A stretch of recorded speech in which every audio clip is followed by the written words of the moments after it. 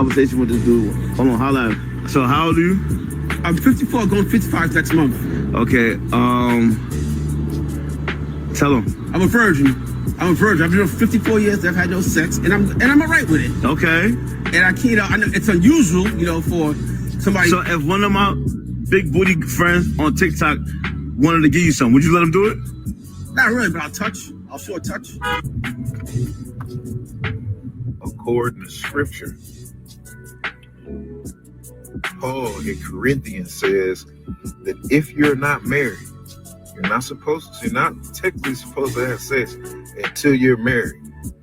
And if you're not married, right? And if you don't get married, that is okay. That is accepted too. But you're not supposed to have sex. So actually, fellas, ladies, y'all know why it's bad for y'all. Y'all ain't supposed to be sleeping with more than one person. So the person that y'all decide to sleep with is supposed to be the person that y'all trying to be with for the rest of y'all life. And y'all know why. I played the videos. If you ain't see it, go through the comments. But fellas, this is just something that I've experienced and something that I practice. I do this. This ain't me just talking. I actually do this.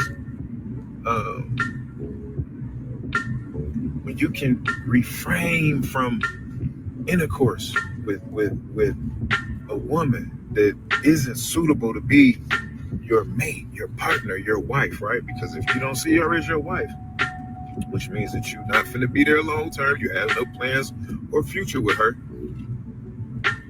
you should be entertaining her. And you should want to entertain her anyway.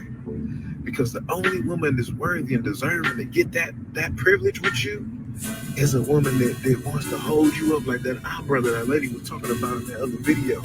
A woman that's godly, a woman that wants to see you win, a woman that wants to be your backbone, your support system. You know what I'm saying? And ladies, that don't mean a lot of y'all take that and look at that as a bad thing, right? But it's really not. Because if you dealing with a guy that's secure within himself and he ain't afraid to see you be strong on your own, he gonna build you up. I personally, every time I get close to a woman like that, it don't be many, but the ones that have got that close to me and really was locked in with me on some real shit, played their role appropriately, I turned them all on to something. You know what I mean? The objective is to leave somebody better off than when you found them, right? Shalom, shalom. First off, give all praise, honor, and glory unto Yahweh, by Hashem, Yahweh Shai, by Hashem Rakakadash, giving double honors to the apostles and the elders of GMS. Salutes and honors to the elect, all the brothers across the four corners who are enduring in truth and sincerity, all the men and the women who follow. This is the brother Kratazai from the GMS Nebraska camp, coming back at you with another lesson through the spirit and power of Yahweh Hashem, Yahweh Shai. This one being entitled Christian False Doctrine, all right, the 50-year-old virgin. So we seen the guy at the beginning of the video saying, I'm 54 and, I'm still a virgin, never had sex.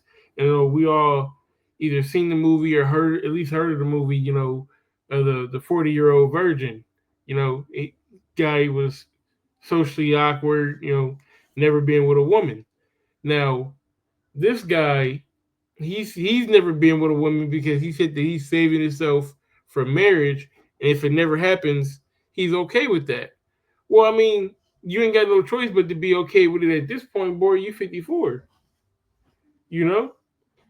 But the point of the lesson, the point of the video is, he's been brainwashed by that Christian false narrative that you can't have sex before marriage when sex is marriage. And then you got this guy right here, Kumo D, all right, with the lined up beard, all right, talking about, Paul says in Corinthians that you can't have sex before marriage. Paul don't say that in Corinthians. We're gonna read all of Corinthians 7, but I just want to first go into what is actual marriage. Okay, this is Genesis 24 and 67. Matter of fact, let me back it up just a bit. Um, yeah, right. Isaac marries Rebecca. So let's see how Isaac married Rebecca. Genesis 24 and 62. And Isaac came from the way of the well of Laharoi, for he dwelt in the south country. And Isaac went out to mediate in the field at the eventide, and he lifted up his eyes, and he saw, and behold, the camels were coming. And Rebekah lifted up her eyes, and when she saw Isaac, she lighted off the camel, for she had said unto the servant, what man is this that walketh in the field to meet us?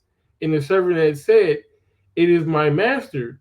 Therefore she took a veil and covered herself. And the servant told Isaac all the things that he had done. And Isaac brought her into his mother Sarah's tent and took Rebekah, and she became his wife, and he loved her, and Isaac was comforted after his mother's death. So when did they walk down the aisle? When did they exchange vows? When did they, put a ring on each other? That's all American bullshit. All right, which is backed up by the so-called church and backed up by the state, by the government of the United States. Because when you go through that actual marriage, you're making the state, you're making that state a party to your marriage. That's why they say, by the power vested in me, by the state of Nebraska, I now pronounce you man and wife. Because you have now allowed the state of Nebraska, New York, New Jersey, Florida, California, whatever, Texas, they're now a third party into your marriage. All right. But this is what marriage is supposed to be. All right. It's that man and that woman actually coming together, and that is marriage. That is them being together. All right. So let's give another example. All right, this is Genesis 38 and 1. It says, and it came to pass at that time that Judah went down from his brethren and turned into a certain Adulamite. Thank you. And turned into a certain Adulamite whose name was Hira. And Judah saw there a daughter of a certain Canaanite whose name was Shua, and he took her, and he took her, and he took her, and went into her. And she conceived and bare a son, and he called his name Right? So let's read this in the NLT. About this time, Judah left home and moved to Adullam, where he stayed with a man named Hira. There he saw a Canaanite woman, the daughter of Shua, and he married her when he slept with her. She, she became pregnant and gave birth to a son, and he named the boy Right? So they got married. When he slept with her, she got pregnant. That is marriage. All right, in a wrap. Now, you can kind of try to twist this and say, well, when you said when he slept with her, she got pregnant. No, it's saying exactly. Well, then why isn't that all in the same verse? He got married when he slept with her. Right? She became pregnant and gave birth. Right? He took her and went into her, and then she got pregnant. She conceived. Right? Because he took her. That's when they got married. When he took her and went into her. Okay? So that's what marriage is. All right. And this guy's talking about, um, you can't have sex before marriage and this, that, and the third. Okay, well, this is Judah, right? Well, what else did Judah do? Because this whole chapter is about Judah and Tamar. All right, if you know the story of Tamar.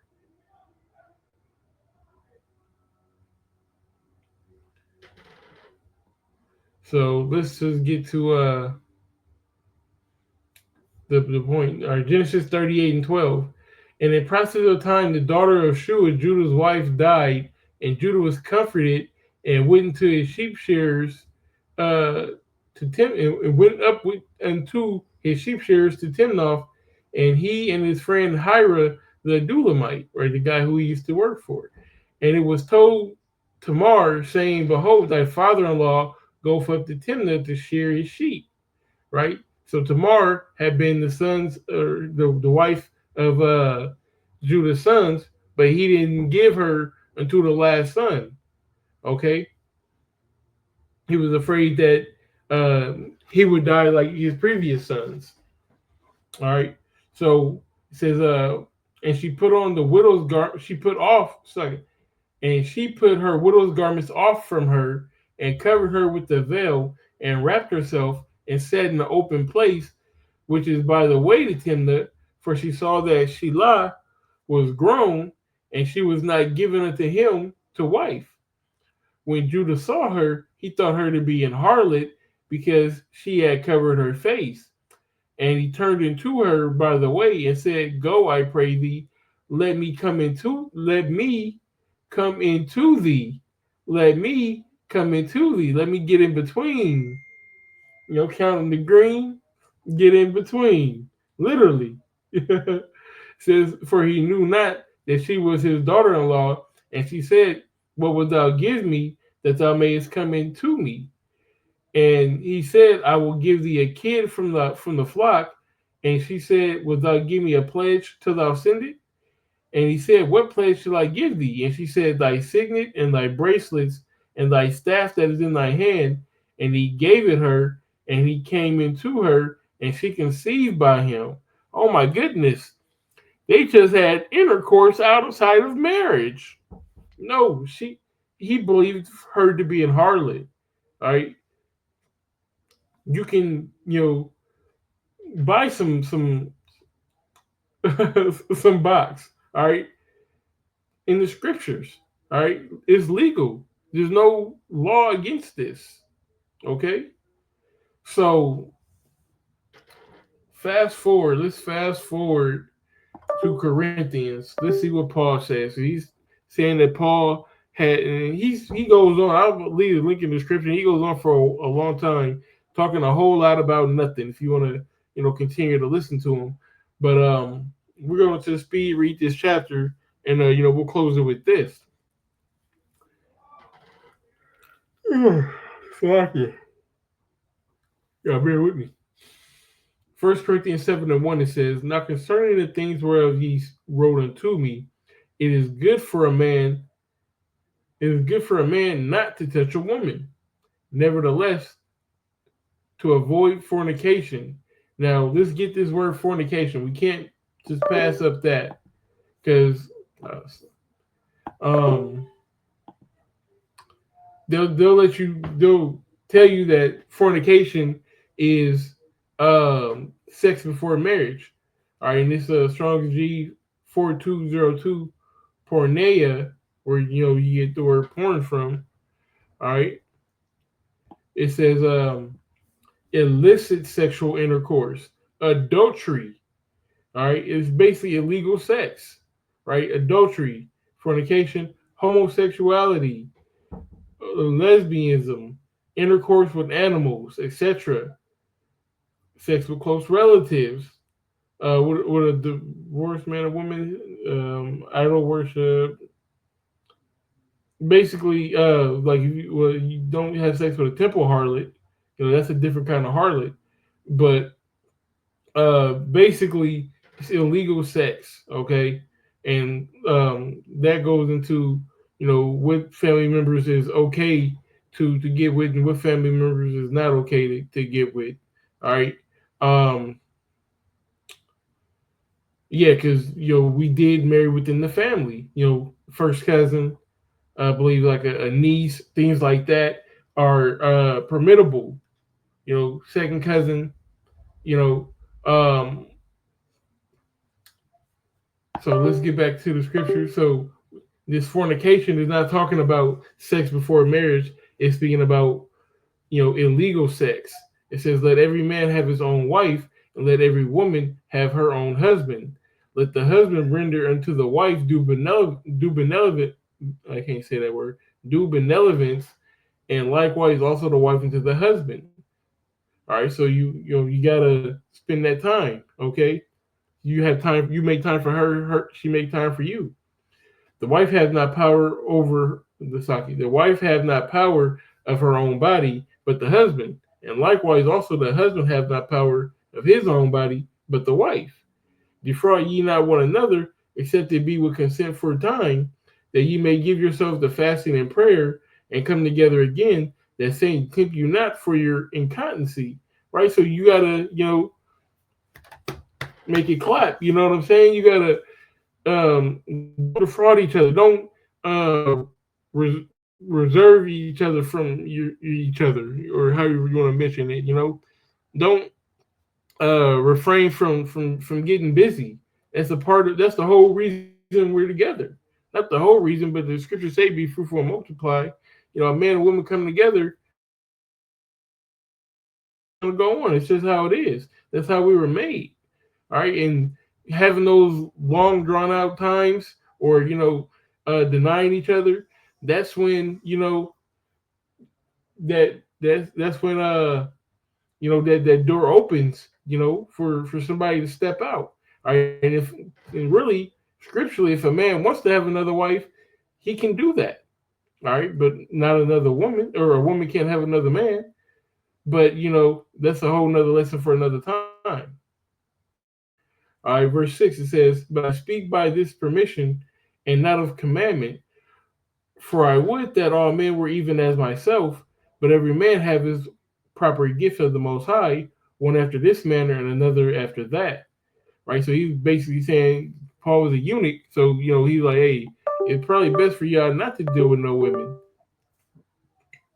"I say therefore to the unmarried and the widows, it is good for them as they abide as I am. So if you don't have a husband, if you had a husband and he died, it's probably best for you to not have a husband. But if they cannot contain, let them marry, for it is better to marry than to burn."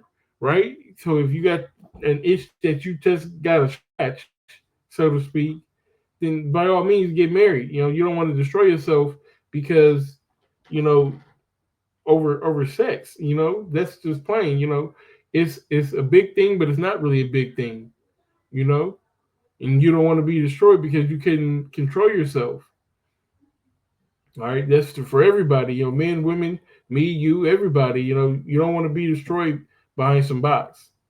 All right, verse 10, it says, "Unto the married I command, not yet I, but the Lord, let not the wife depart from her husband.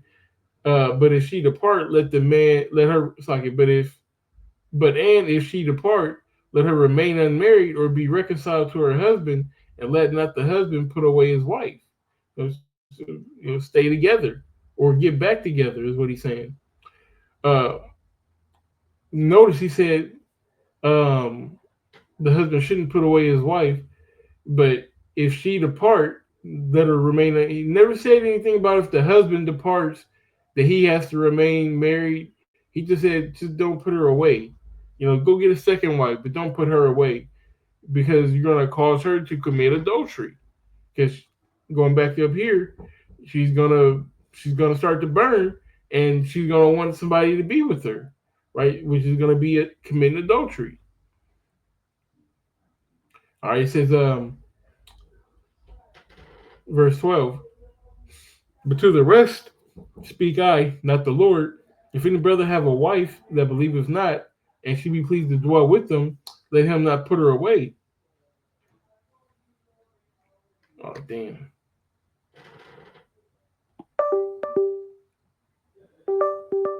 Verse 13. "And the woman which have a husband that believeth not, and he be pleased to dwell with her, let her not leave him. For the unbelieving husband is sanctified by the wife, and the unbelieving wife is sanctified by the husband. Else were you children unclean, but now are they holy. But if the unbelieving depart, let them depart. A brother or sister is not under bondage in such cases, but the Most High hath called us to peace. For what thou knowest, O wife, whether thou shalt save thy husband, or how knowest thou, O man, whether thou shalt save thy wife? But as the Most High have distributed to every man as the Lord hath called every one, so let him walk, and so ordain I in all churches. Is the man called is any man called being circumcised? Let him not become uncircumcised. Is any called uncircumcision? Let him not be circumcised. Circumcision is nothing, and uncircumcision is nothing, but keeping the commandments of the Most High. Let every man abide in the same calling wherein he was called. And see, here we go. Let's jump down um, to 25. It says, "Now concerning virgins, I have no commandment of the Lord. As concerning virgins, I have no commandment of the Lord." Why? Because once you have sex, you are married. Yet I give my judgment as one that have obtained mercy of the Lord to be faithful. I suppose, therefore, that this is good for the present distress. I say that it is good for a man so to be. Thou art bound unto a wife, seek not to be loosed. Art thou loosed from a wife, seek not a wife. But if thou marry, thou hast not sinned. And if a virgin marry, thou hast not sinned. Well, how would they have sinned if they married? Through the sex. All right. If a virgin has sex, she hasn't sinned, she just got married. Nevertheless, such shall have trouble in the flesh, but I spare you. But this I say, brethren, that the time is short, it remaineth that both they that have wives be as though they had none, and they that weep as though they wept not, and they that rejoice as they rejoice not, and they that buy as though they possess not, and they that use this world as not abusing it, for the fashion of this world passeth away. But I would have you without carefulness, that he that is unmarried care for the things that belong to the Lord, how he may please the Lord. But he that is married care for the things that are of the world, how he may please his wife. You're gonna take some of your focus. All your focus can't be on the Lord if you have a wife, because she's gonna care for the things of this world. So you're gonna have to give that time and energy that you could be giving to the Lord to your wife, right? But it says there's a difference also between a wife and a virgin. The unmarried woman care for the things of the world, care for the things of the Lord, that she may be holy both in body and spirit. But she that is married care for the things of the world, how she may please her husband.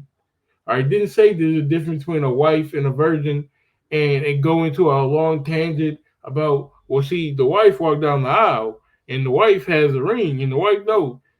It just speaks about them and their attention to the Lord or attention to their man.